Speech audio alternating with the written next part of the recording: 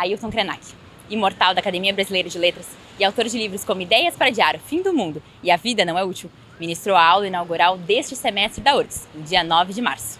Intitulado Ampliando Alianças através da Arte Indígena, o evento faz parte do projeto Nietiro, termo guarani que significa rede de conexões. Em sua fala, o autor abordou a crise ambiental, a necessidade de restabelecermos vínculos entre a humanidade e a natureza e o papel da arte indígena na construção dessas alianças.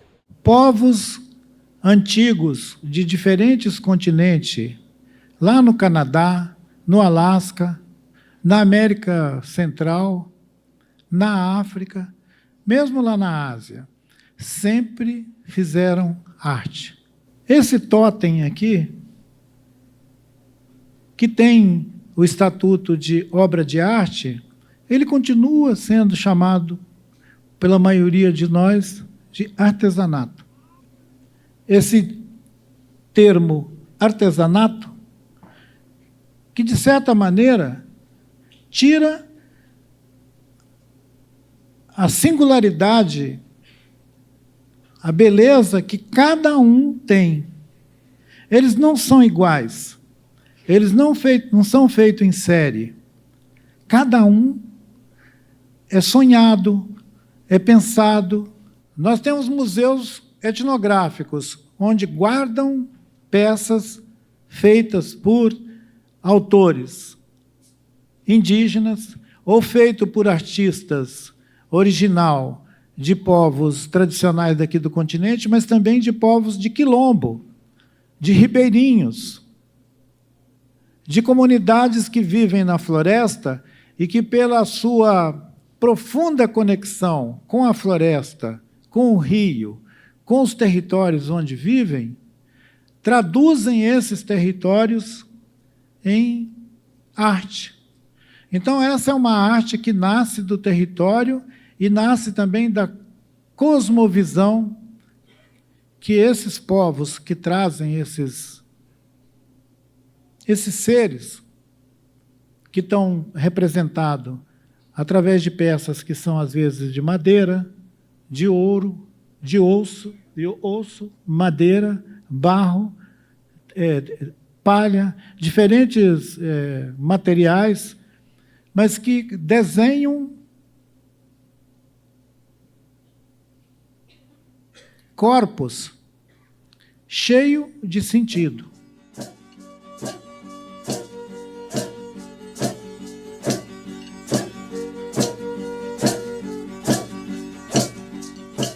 No teatro a gente trabalha muito questões de culturas diferentes da cultura europeia, da cultura branca. Então a gente teve um contato muito grande com outros tipos de cultura, seja a cultura indígena, seja a cultura negra, através de professoras, seja de corpo, seja de voz. E nós tivemos uma atividade muito interessante de alguns textos do Krenak do semestre passado. Então muitos dos meus colegas e eu, a gente ficou muito interessado em querer conhecer ele presencialmente, conhecer mais dessa cultura indígena que, infelizmente, ela é muito apagada aqui no Brasil e deveria ser mais valorizada aqui. E a gente queria ter mais esse contato e realmente, sabe, ver como é que é isso de verdade, além do papel. A aula inaugural representa uma visão que a universidade tem sobre para onde a gente tem que fortalecer os nossos caminhos, né? Então, esse ano, a gente está se apropriando ainda mais do fato de a gente ter uma pró-reitoria de ações afirmativas e equidade, e a gente está trazendo esse conhecimento, que não é o conhecimento tradicional da universidade, para enriquecer os caminhos da nossa URGS com essa aula do Krenak. Minhas expectativas, elas estão muito altas. Eu leio o Krenak desde que eu estou na escola. Com certeza ele foi um dos meus incentivadores para vir para a URGS e para entrar para a história. E, enfim, eu acho que essa noite vai ser muito enriquecedora. Eu e minhas amigas, enfim, companheiras, colegas, a gente ficou muito feliz quando a gente soube dessa aula. Acredito que vai ser um momento muito enriquecedor e é muito bom ter lideranças indígenas, assim, para a gente debater meio ambiente num momento tão catastrófico, importante, né, como que a gente está vivendo. Então, acredito que as expectativas estão super altas, tenho certeza que vai ser um encontro muito importante.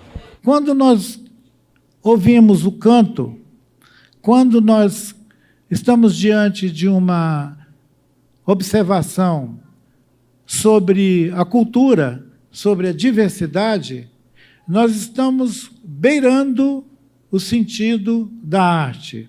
É um instrumento privilegiado de comunicar-se com o outro.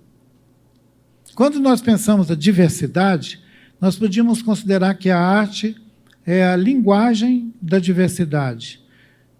Porque alguém não precisa conhecer a técnica que possibilita alguém confeccionar um cesto, mas ele pode admirar esse objeto e, pela admiração que a pessoa tem por esse objeto, você estabelece uma relação de respeito com o outro, com a pessoa que confeccionou esse artefato.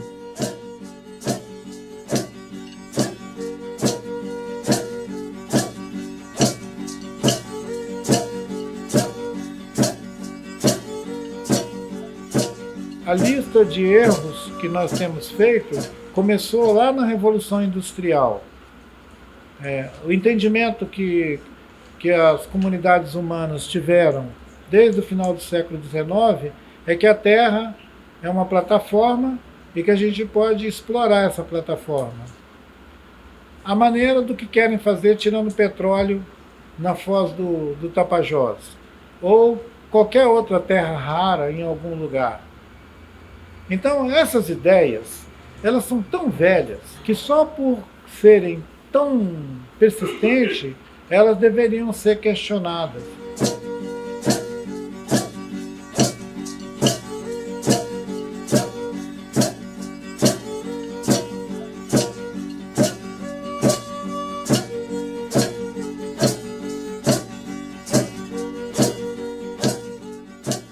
A gente tem hoje 55 mil pessoas indígenas no ensino superior no nosso país. Alguns deles fazendo mestrado, doutorado, alguns fazendo especialização no exterior. E é interessante, gente, como que ao longo de 30 anos, que a gente poderia contar que é a transição de uma geração para outra, isso muda tanto o perfil histórico desse imaginário sobre os povos indígenas.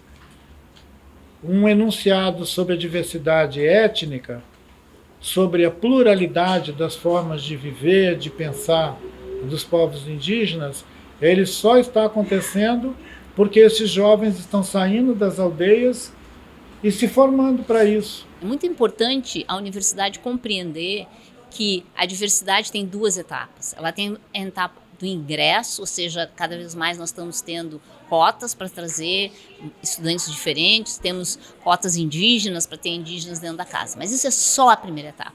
A segunda etapa é a gente conseguir trazer esses conhecimentos da diversidade para a discussão do conhecimento que é construído aqui dentro da universidade. E essa aula inaugural aponta para isso, alguém que vem nos ensinar trazendo conhecimentos tradicionais, trazendo um novo jeito de olhar o mundo que nos rodeia. E isso é muito importante para a gente construir as soluções para um mundo que enfrenta tantos conflitos geopolíticos como a questão do desenvolvimento sustentável. Nós vamos ter que ser capazes de imaginar mundos possíveis. Não exatamente aquele que a gente encomendou. O mundo que a gente encomendou é esse que a gente está agora de cara com ele, estragado, extrativista, capitalista ao extremo, ele não dá espaço para nenhuma outra experiência econômica. A ideia de experiências de uma economia circular, de uma economia regenerativa, como alguns autores falam, ela não tem nem chance de teste, porque nós vivemos uma experiência de uma única economia global. Quando as palavras não forem mais capazes de mudar o mundo, é porque nós encerramos totalmente a nossa potência, a nossa capacidade de humanidade.